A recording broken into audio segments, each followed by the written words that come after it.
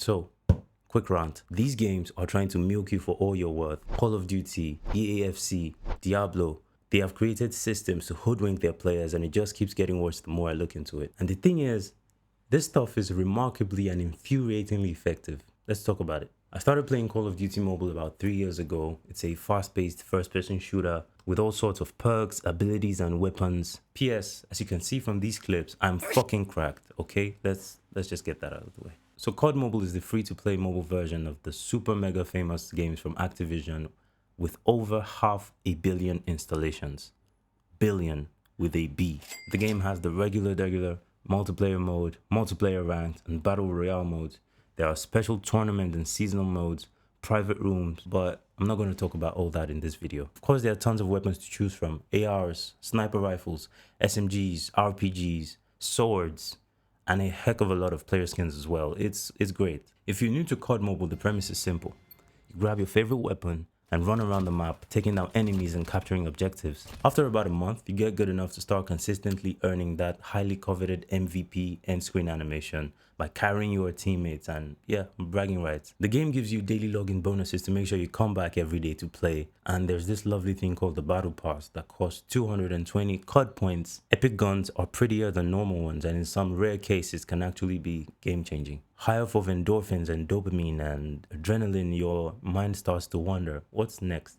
Well, the next logical step is ranked, and this is where the shoe drops and you start to realize that you're not in Kansas anymore. Before you know it, you've lost 15 games in a row and start seeing shit that you never thought was possible within the scope of the game mechanics. Slide cancelling, quick scope snipes, slide cancelling chained with quick scope snipes. All of a sudden, the game is no longer a stress reliever. You can't just chill. You can't just run through doors without checking the corners. Milliseconds count, and so your muscle memory has to be on point.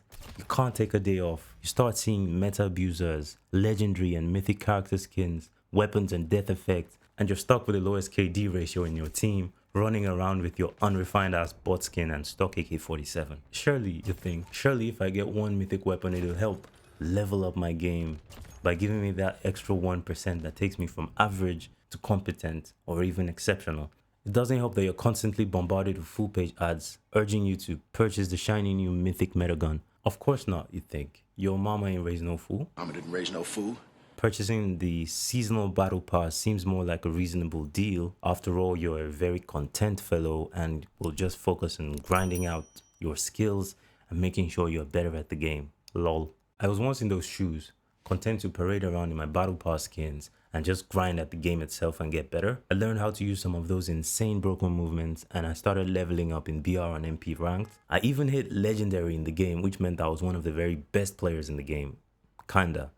Even in legendary, there are levels. Now, when you hit legendary, you no longer have the luxury of playing against casual players. You are now competing against sweaty boneheads with delusions of becoming pro players, and you start getting absolutely beamed from across the map. At this point, I had started watching some of my favorite content creators and started to try and ape their loadouts and gunsmiths and playing styles. And then I realized that I had a problem. Every gun in the game can take up to 5 attachments, and your configuration of these attachments can affect things like hipfire mobility, range, recoil control, and of course each attachment has trade-offs because of the game balance mechanics. These mythic weapons come with a free clean iron sight, which frees up space for one more attachment because you no longer have to install a scope on your gun, and it's a bigger deal than you think. The AK-117, man.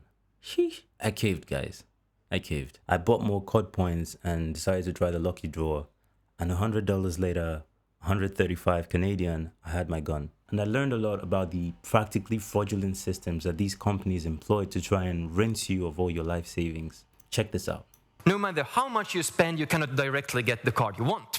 You have to over and over again pay to get a bunch of random cards and hope that the thing you wanted is in there. Hook is where you put up an icebreaker. You want to give a really, really good deal, something that's a no-brainer. You would be crazy to turn it down as a player. And then they are having a battle. Probably the banker needs to be slightly higher because the more grinding makes that guy more skilled. What he was teaching those other developers in that workshop was the equivalent of what on YouTube we call the hook and retention editing. Over 95% of new players to these games have the concept of free to play in their minds and joy in their hearts. Oh my dear sweet summer children.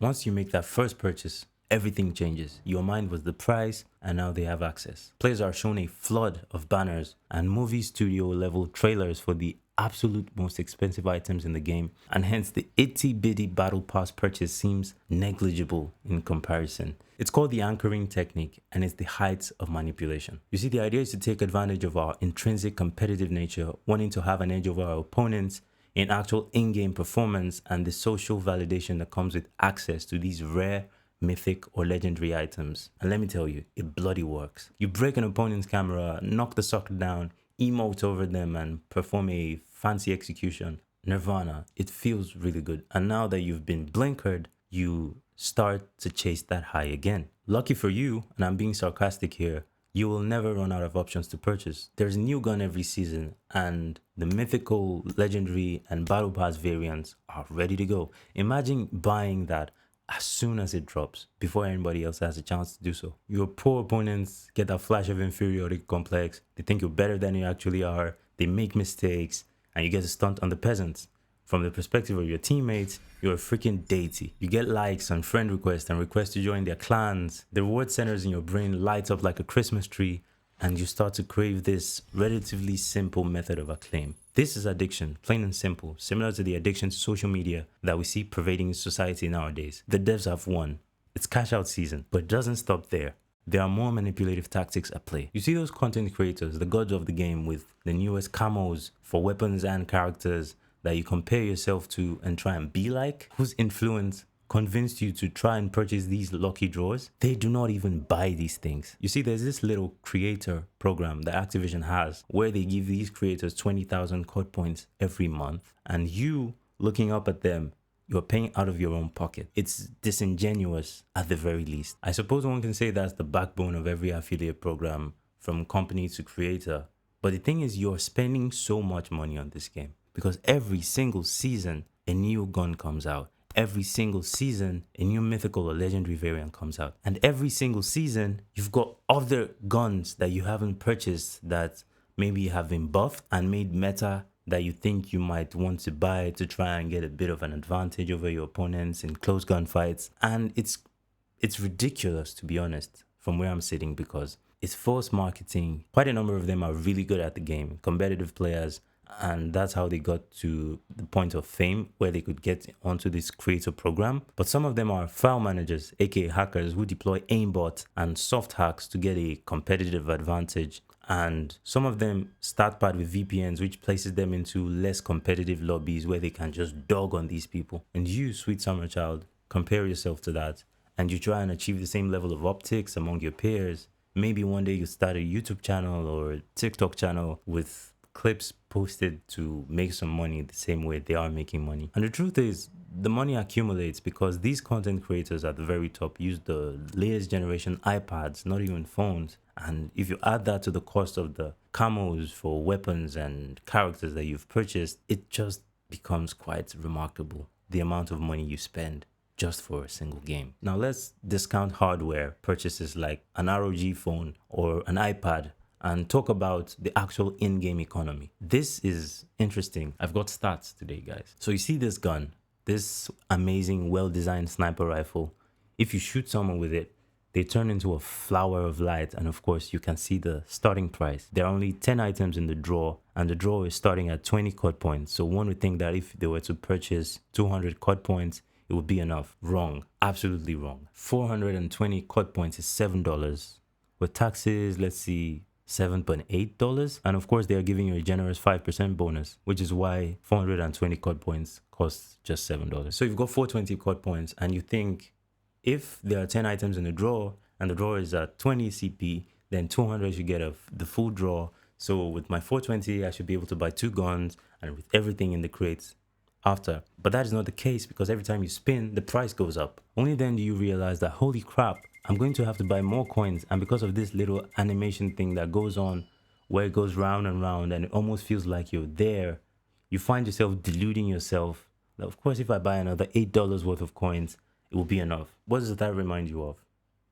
Bingo, a casino. This is gambling, plain and simple.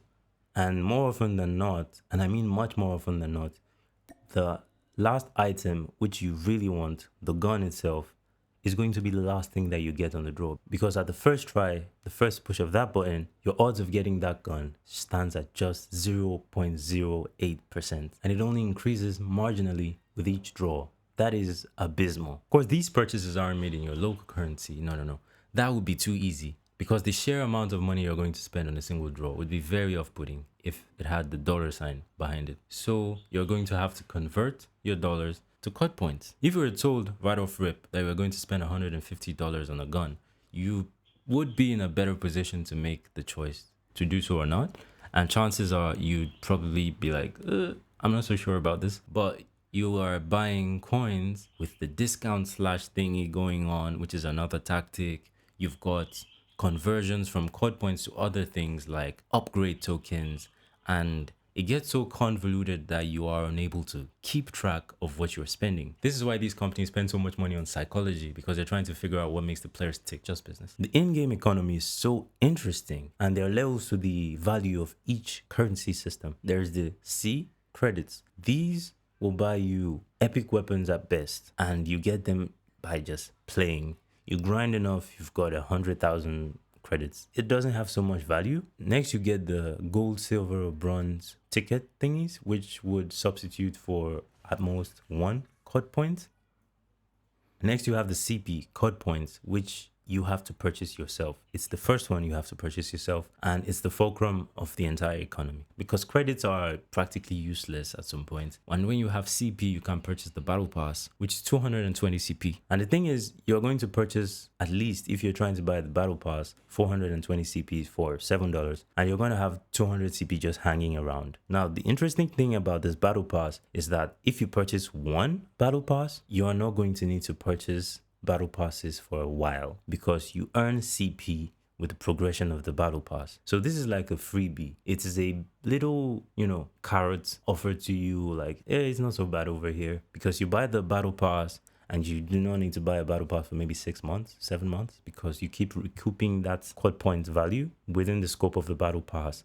And if you started with 420, you spent 220, you could recoup 215 at the end of the battle pass cycle. And then you just, it's very, very slightly incremental in terms of the degradation of the 420 CP you got in the first place. But that is just to get you in the habit of having COD points in your account that you actually use and gives a bit of value. So you've gotten used to having CP. Now the next step is purchasing the actual high value items, which are the legendary and mythic weapons or characters. And when you do the draw, you are going to need to purchase more and more and more and more and more. And you find that you spend at least 4,000 COD points, at the very least 4,000 COD points for a draw. And that equates to what, $70, $80? And that will probably be for a lucky draw to get a fancy sword, to be honest, because for you to get a actual meta gun, the draw is probably starting at 30 CP or 20 CP. And with the incremental odds for getting it rising from 0.08 for the first draw to 0.1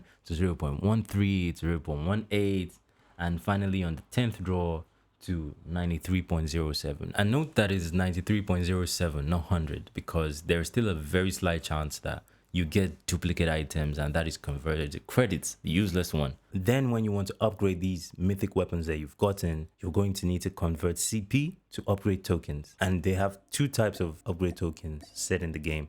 One for character skins and one for weapons. More convolution. And you find that to max out your weapon, you're going to spend just as much as you did to purchase the weapon. So you've got another $150 to spend to upgrade your weapon, to get the mythic attachments, to max it out completely. That is insane. Imagine spending $250 for a gun on Call of Duty Mobile. How much is an actual gun?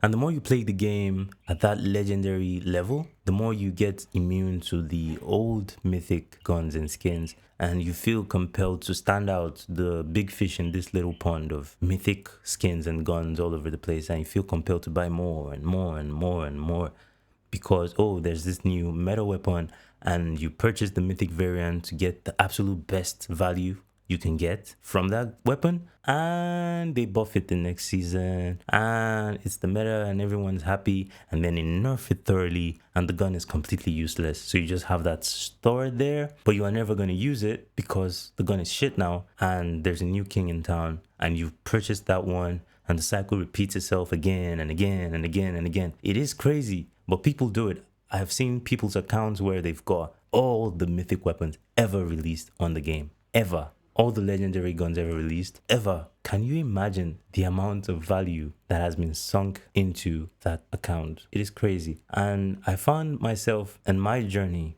after buying the Mythic AK-117 completely flabbergasted when I found that I had to spend the same amount of money I used to purchase the gun to max it out, and I was like, I'm not sure I want to do this. I used the remaining CP that I could to just buy one attachment, and I left it at that because I am not that guy. Seriously. But a lot of people are, and I'm not trying to shit on them, but I suppose I am much more of a casual player than I thought I was.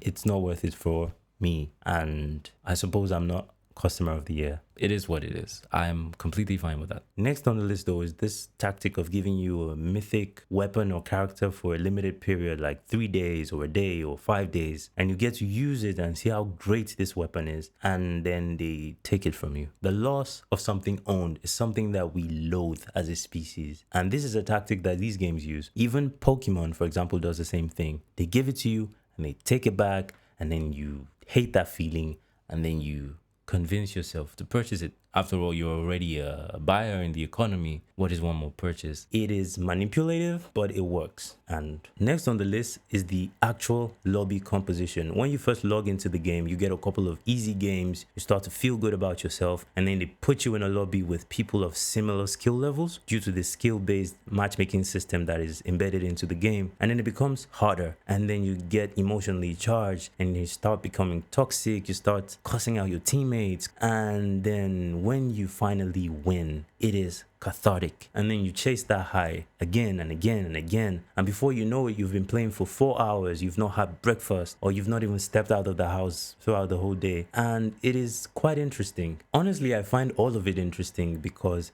it brings to mind industries like the gambling industry or the, shall we say, industry of illicit substances, where impulse control is the issue and the lack of impulse control for the buyers or people that patronize the system is the goal. And people learn how not to value hard-earned currency and give it away chasing the next high. I find it quite problematic, and I wonder if there's anything that can be done by government or regulatory agencies to try and keep it in check. Imagine working all day and earning $100 and giving it away to a game dev company for a virtual gun that may or may not be useless next month. It is quite ridiculous, but I suppose that little bit of a chemical rush from making these purchases is similar to people who have lost a lot of money gambling but are still spurred on by the $10,000 that they won 3 years ago. Brother, you've lost $180,000. You probably should find a new hobby.